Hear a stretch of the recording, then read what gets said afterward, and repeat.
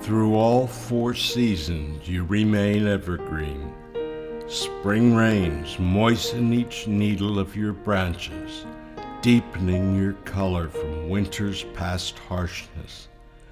You age gracefully as you add yet another ring. You were planted that first spring of Debbie's life. As she grew taller, so did you.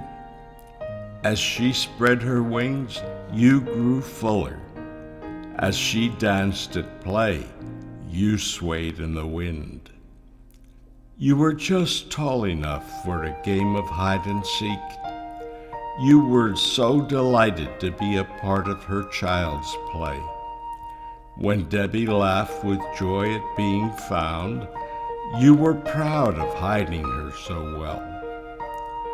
How you seemed to thrive in those warm summer days, providing perches for early morning songbirds, whose songs and chattering announced another sunrise, as you too shook off the night's sleepiness.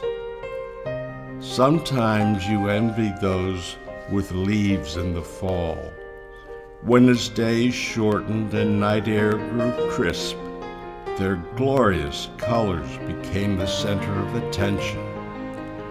Then, as always, you remained only evergreen. You wished that you too had your needles pressed between the pages of books and thus preserved. You wished that yours too could be gathered in great piles to be jumped into for soft, fluffy landings. With the passing of fall's sad times for you, you entered your season of full glory. Other trees were now bare and colorless, but you reveled in the glory of being evergreen. Your happiest season of all began with December's first snowfall, and you knew that it would soon be time for Debbie and others like her to fill your branches with wires, sockets, and bulbs. You were so proud to show those other trees that you too would be in full color. And unlike those now leafless others, you would display your color best in the dark of night with blinking, glowing lights.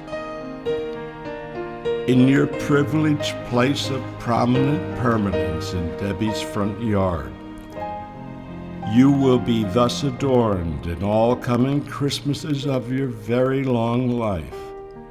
Of all trees everywhere, you are to be the most admired of all.